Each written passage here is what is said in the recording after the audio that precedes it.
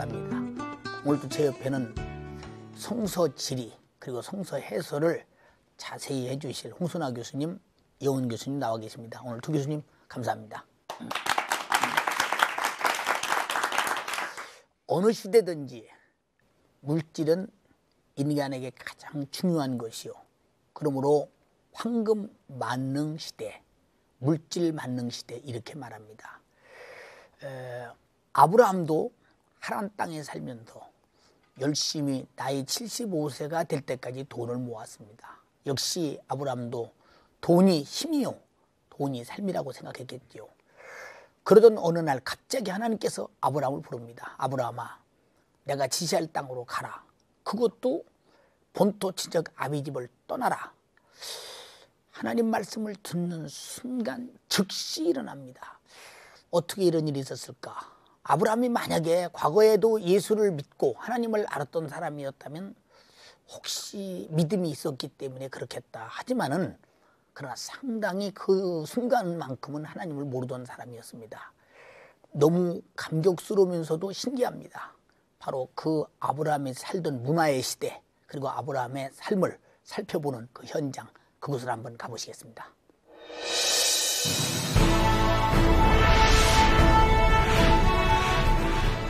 유프라테스강 지류인 발리흐 강변의 비옥한 평원 하란은 당시 지중해로 연결되는 국제 무역로였는데, 바로 고대 메소포타미아 땅의 교통의 요지인 이곳에 아브라함과 그의 가족들이 아버지 데라와 함께 정착했다.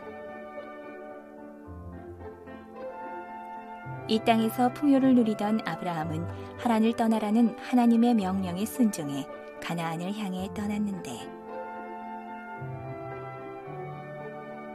그러나 이 땅에서 아브라함은 며느리 리브가를 얻었고 손자 야곱은 라헬을 만났다. 이처럼 하란은 아브라함 가게의 정신적 고향이지만 당시 이곳엔 메소포타미아의 지배신인 달신전이 있었고, 그 성전 탑 꼭대기엔 사람이 제물로 바쳐졌다. 또한 하란엔 의학과 천문학을 가르치던 세계 최초의 대학이 있었다. 우상을 섬기며 지성이 우선시되던 이 땅엔 하나님이 머무실 공간이 없었다.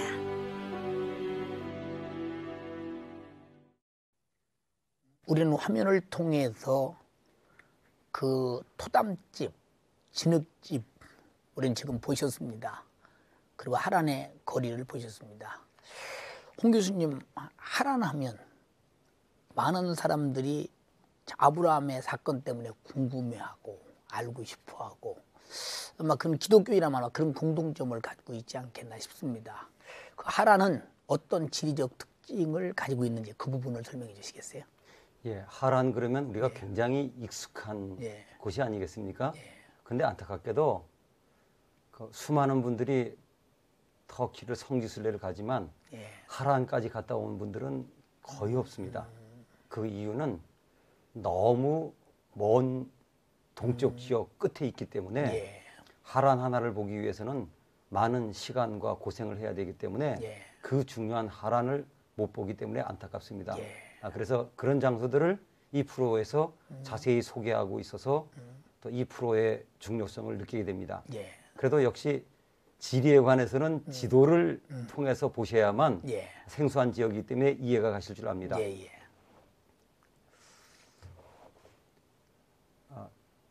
지금 제가 가르치는 이 지역이 바로 터키가 되겠습니다. 하란은 지금의 터키 지역에 있습니다. 가까이에 시리아의 국경이 있죠. 이 지역이 중요한 것은 먼저 지형적입니다. 지형적으로 중요한 이유는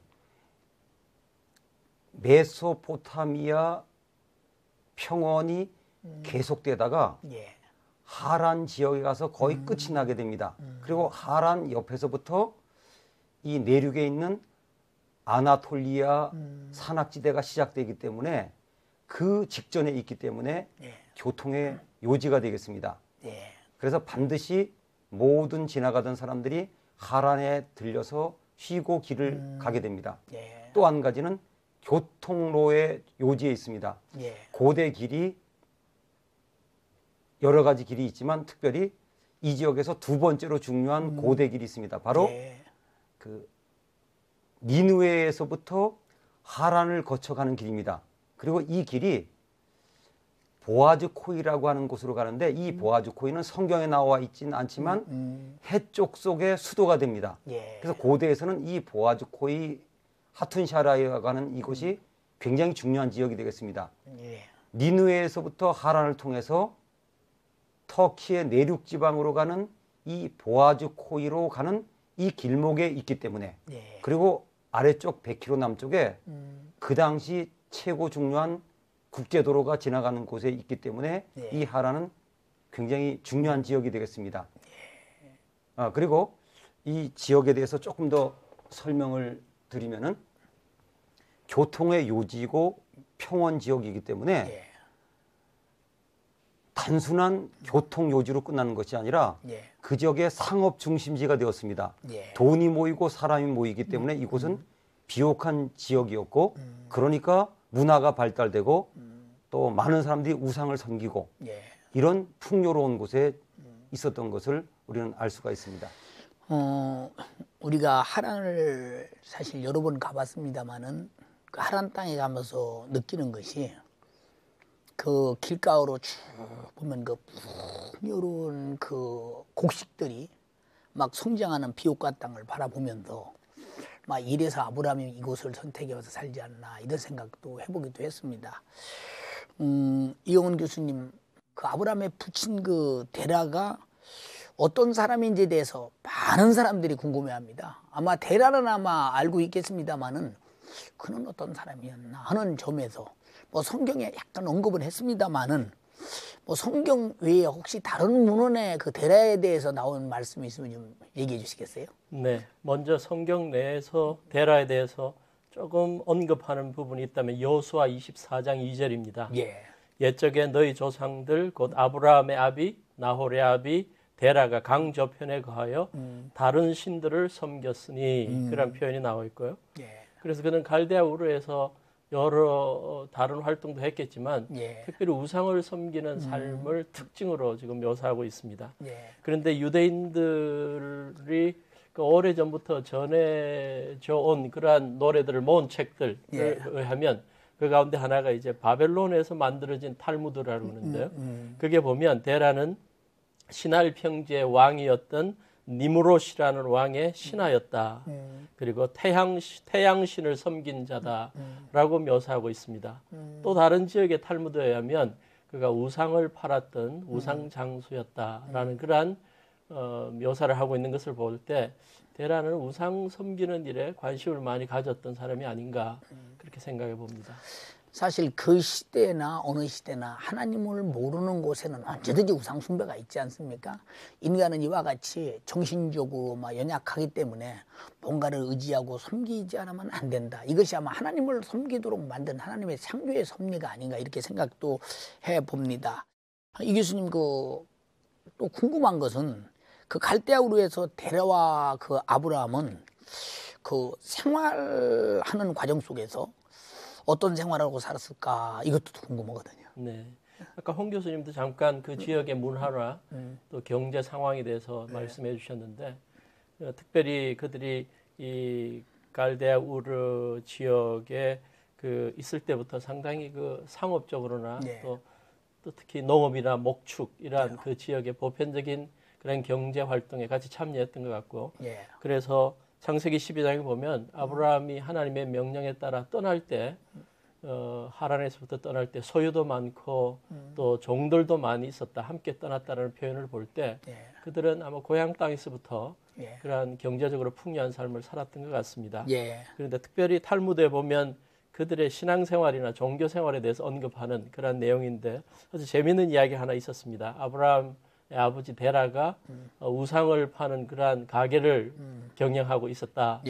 근데 하루는 어디에 볼 일이 있어 밖에 나가면서 아브라함에게 이 우상들을 잘 팔아라고 명령을 하고 갔습니다. 그러니까 이 아브라함이 우상을 섬기는 게 싫어서 우상 파는 것도 싫어서 어머니에게 그 우상들 앞에 진수성찬을 차리게 만들어 놓고 그 다음에 도끼로 그 모든 우상들을 다 부숴버립니다. 예. 그리고는 제일 그 나이가 많은 우상 하나만 남겨놓고 예. 그 우상의 손에 도끼를 쥐어줍니다. 예. 그래서 아버지가 돌아와서 이게 어떻게 된 일이냐 그랬더니 저 우상이 모든 다른 우상들을 다 부숴버렸습니다. 그랬더니 할 말이 없었던 겁니다. 예. 그래서 아마 이 이야기 속에서 전해지는 게 아브라함이 그 시대에 팽배했던 우상 숭배에 대해서 불만족했던 그러한 마음을 보여준다고 봅니다. 그러니까 그만큼 아브라함은 현실 문명에 대해서 이해를 했고 또 그런 것들이 어떻게 사람에게 복을 줄 수 있는가를 이미 아마 머리가 열려서 터득한 그런 사람이 아니었나 이렇게 생각도 해보기도 합니다. 근데 더 이제 우리가 중요한 것은 아브라함의 시작은 사실 하나님의 목소리가 들릴 때부터 아브라함아 본토 지적 아비 집을 떠나 내가 지시할 땅으로 가라. 이 말씀을 듣고 자신이 생활했던 생활, 이 사실 생활 터전은 자기가 움직일 수 없는 뭐 절대 그 생존의 조건인데 어떻게 순간에 탁 내던지고 벌떡 일어섰을까? 참 여기에 대해서 어떤 좀 시청자들이 아 그렇구나 이런 답변 한번 해주세요. 예수님. 한 몇 가지로 생각해 볼 수 있을 것 같습니다. 첫째는 자신이 살고 있던 그 문화나 그러한 그 우상 숭배의 상황에 대해서 거룩한 불만족감을 가지고 있지 않았느냐 하는 생각을 해봅니다.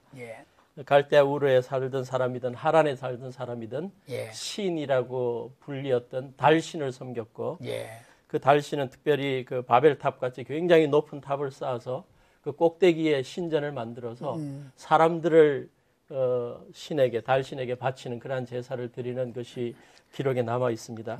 그래서 한 달에 한 번씩 특별한 제사를 드리고 사람을 제물로 바치면 그때 한 달에 한 번씩 신이 그들에게 계시를 해주는 뭐 그러한 기록들을 남기고 있는데 이러한 그 우상 숭배 문화에 대해서 아브라함은 그 불만족감을 느끼고 이건 아닌데라는 생각을 하지 않았느냐 그렇게 생각해 봅니다. 그리고 둘째는 신약에 가르치는 저자들이 우리들에게 주는 교훈인데요. 아브라함은 무엇보다도 하나님의 명령에 절대적으로 순종하는 그런 사람이었기 때문이라고 봅니다. 히브리서 11장 8절에 믿음으로 아브라함은 부르심을 받을 때 순종해서 장래 기업으로 받을 땅에 나갔다. 그는 하나님이 심어준 순종의 마음 그것을 가지고 하나님의 부르심에 응했던 것 같습니다. 또 하나는 그가 하나님께서 미래에 주실 아름다운 땅의 소산에 대해서 기대하는 어떤 소망을 붙잡았던 사람이라고 봅니다. 히브리서 저자가 또 말하는 것은 하나님의 경영하시고 지으실 터가 있는 성을 바랬다라고 표현합니다. 하나님께서 자기의 명령에 절대적으로 순종하는 자에게 주실 더 나은 미래, 소망찬 미래에 대해서 아브라함은 바라보는 그러한 믿음이 있었던 것으로 생각됩니다. 오늘 이렇게 말씀을 들으면서 믿음으로 순종했다. 믿음이란 말은 알지 않고는 믿어지지 않는 거거든요. 그럼 그 아브라함은 그 믿을 만큼 하나님을 알고 있지 않았나 이런 생각도 해보면서 또 신약 성경에 와보면 사실 사도 바울이 사울 시절에 예수님을 얼마나 핍박하고 예수 믿는 사람들을 옥에 가두고 고통스럽게 했습니까? 근데 다메섹에서 사울아 사울아 부르는 목소리 한 말씀 앞에 무릎을 꿇고 사도 바울이 되지 않았습니까? 그걸 보면 하나님께서 아브라함을 부르실 때 그만큼 영적 권위와 권세 앞에 압도당하지 않았나 이것도 느껴보고 또 사실 예루살렘에서 보면 베드로의 설교를 듣고 2,000명 3,000명이 회개한 사람들이 누구냐면 역시 예수를 죽여야 된다 했던 유대 교인들이 거인데 그들이 무릎을 꿇고 지식을 바꾸며 무릎을 꿇었던 것은 그만큼 하나님의 절대적 목소리 앞에 그 있으라면 있고 없으라면 없은 창조자의 권세 앞에 압도되어서 자기 순간의 지식이 바뀌면서 무릎을 꿇지 않았나 이런 하나님의 절대적 영역의 권세로 이렇게 인정도 해보는 것이 좋지 않겠나 신약 시대를 보면 뭐 이런 생각도 해봅니다. 지금 우리는 아브라함에 관한 말을 하고 있습니다. 우리 믿음의 조상 아브라함. 왜 믿음의 조상이었던가? 그를 통해서 예수 그리스도가 이 땅에 오시기를 시작하는 시작이었기 때문입니다. 그래서 우리가 아브라함을 좀 더 알아보고 우리 그 성경 안에나 우리가 알고 있는 아브라함에 대해 더 자세히 알아보기 위해서 하란 땅으로 우리가 다시 한번 가보시겠습니다.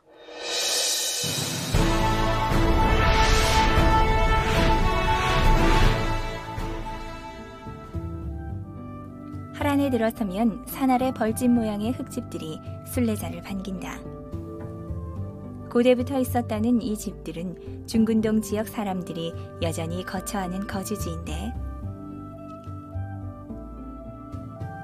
시간의 무게를 무시하지 못할 가재도구들이 여전히 생활 필수품으로 사용되는 듯 농부들의 손때가 묻어있다.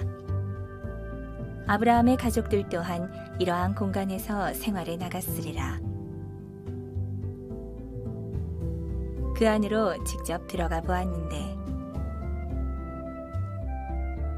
전통적 구조가 남은 집안은 여전히 흙바닥이었으며 농부들의 세간은 지금도 남루하다.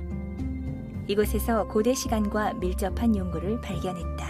양가죽인데 여기다가 이제 양의 젖을 넣고 꼭 묶어서 이걸 흔들어 가지고 치질을 만드는 그런 기계로 사용하는 흙벽돌을 사용해 4~5m 높이의 원뿔 모양으로 쌓아올린 흙집 지붕의 끝에 이렇게 구멍을 만들었고 천정에 넓은 공간을 둠으로써 뜨거운 태양열을 감소시켰다. 이것은 곧바로 각 공간들의 공기를 안온하게 조성해 주는데 자연을 효율적으로 이용한 구조는 순례자들에게 감탄을 자아내게 한다. 이렇게 시원하니 뭐 겨울에 무슨 난로가 필요하겠습니까? 그렇지. 여름에 뭐 에어컨이 필요하겠습니까? 우리나라도 저 토담집 많이 짓지 않습니까?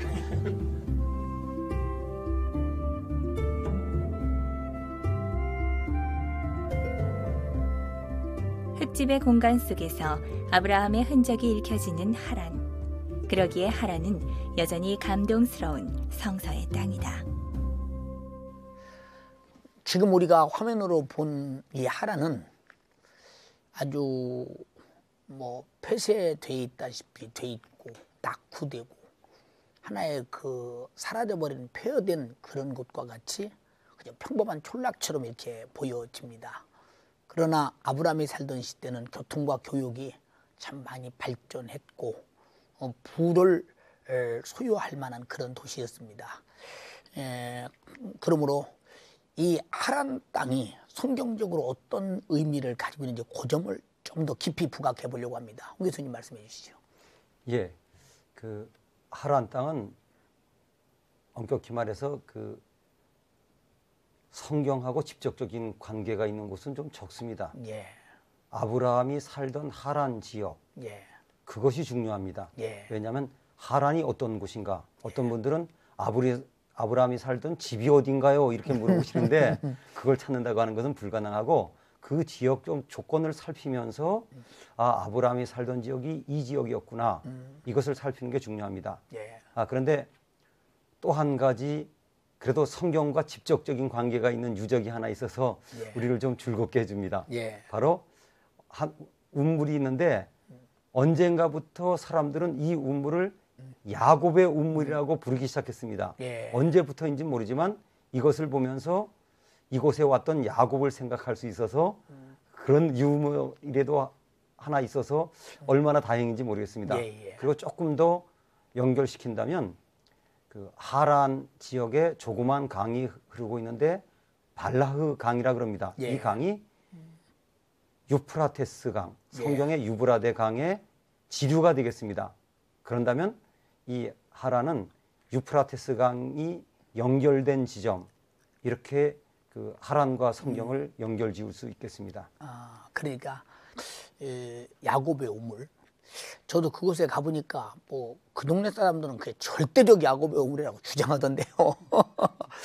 더 그래서 주장해 주니까 우리가 야곱의 우물이다 생각하니까 더 또 의미가 있고 가본 보람도 느끼고 이걸 참 많이 느꼈습니다. 우리가 아브라함이 그때 이렇게 살았을 것이다라는 추정하는 토담집 같은 것도 우리가 들어가 보면서 참 그 속에서 아브라함의 심정으로 뭐 자리에 누워보기도 하고 앉아보기도 하고 참 이런 생각을 많이 하기도 했었습니다. 이 교수님 하란에서 아브라함의 생활을 통해서 알 수 있었던 신앙적 사관 그런 것에 대해서 아마 시청자들이 궁금하지 않겠나 싶습니다. 좀 정리해 주시겠어요?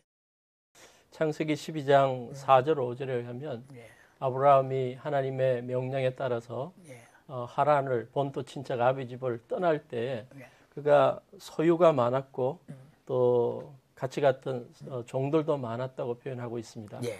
그래서 아마 그는 하나님의 명령을 받았던 데가 75세인데 그때까지 삶을 부유하게 윤택하게 살았던 것 같습니다. 예.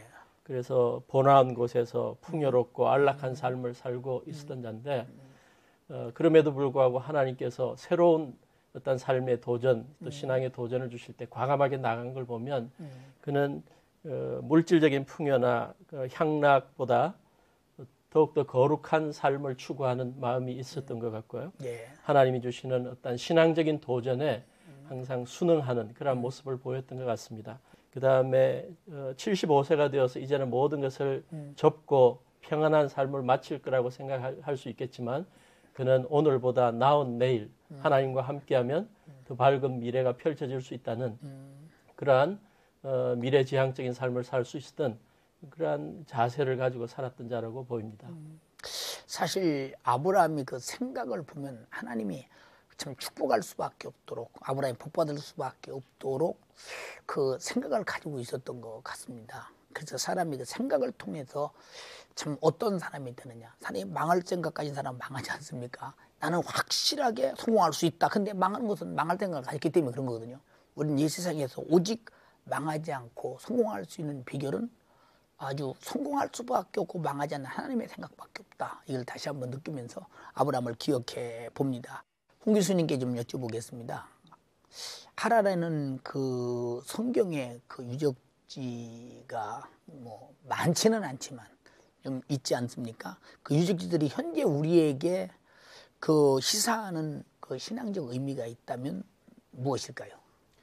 예, 먼저 유적에 대해서 말씀드리겠습니다. 많은 분들이 그 직접적인 유적을 찾으려고 노력하는데 아브라함 지터를 발견하면 얼마나 좋겠습니까?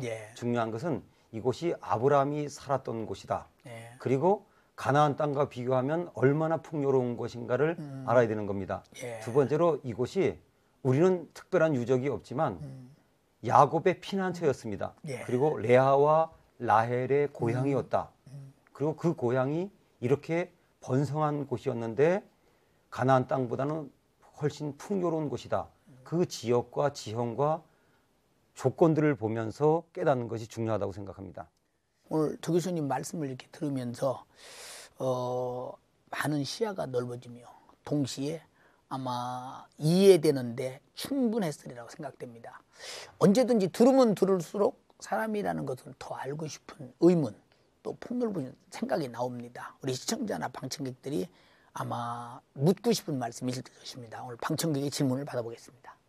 네, 목사님과 교수님들의 대화를 통해서 하나님께서 우상 숭배를 하는 가정에 태어난 아브라함을 택한 이유를 알게 되었습니다. 그러나 우리가 성경을 읽을 때 이 사실이 과연 정말 사실일까라는 의문점이 간혹 들 때가 있습니다. 네, 홍 교수님께 여쭙겠습니다. 이와 관련해서 성서지리가 성경의 사실성을 입증하는 데 어떤 중요한 역할을 하는지 궁금합니다. 저는 성서지리를 이렇게 이야기합니다. 성경을 몸으로 읽게 하는 것이다. 그냥 가보지 않고 생각할 때는 혹시 이게 지어낸 게 아닐까라고 하는데 가보면 놀라는 게 성경의 내용은 사실의 기록이다 하는 것입니다. 제가 어느 방송에 출연했을 때 그 방송에서 아나운서가 이렇게 멘트하는 게 기억납니다. 아, 성경에 기록된 내용이 사실이군요. 저는 그 소리가 늘 제 귀에 맴돌기 때문에 열심히 성지를 다니면서 성서지를 연구하고 있습니다. 네, 이 교수님께 질문 하나 드리겠습니다. 아브라함 이외에 하란과 관련된 성경의 대표적인 인물은 누가 있을까요? 네, 아브라함의 아버지 데라가 하란에서 돌아가셨다고 되어 있고요. 205세에. 그 다음에 아브라함의 손자인 야곱이 장자의 축복을 대신 받고 자기 형 에서의 분노를 피해서 도망갔던 곳이 하란이고 또 그곳에서 외삼촌 라반과 함께 살면서 또 아내 둘을 만나게 되죠. 라헬과 레아. 거기에서 11명의 아이를 낳은 곳이 하란입니다.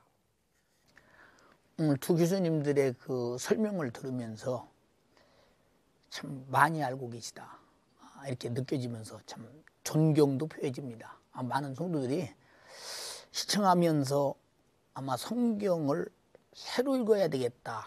그리고 이 성서의 땅을 가다의 교수님들의 설명을 들으면서 읽으면 더 성경을 많이 알겠다 이런 아마 마음이 생기지 않았나 이렇게 생각이 되어집니다. 오늘 두 교수님 나오셔서 감사합니다.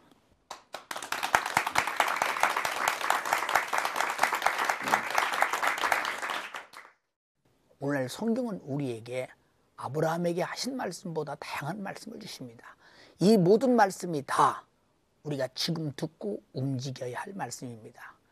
우리의 모든 일생의 삶도 아브라함에게 말씀하였던 그 말씀이 나를 통해 움직여지고 그 말씀에 순종할 때 역시 나에게도 그런 축복이 있을 것입니다.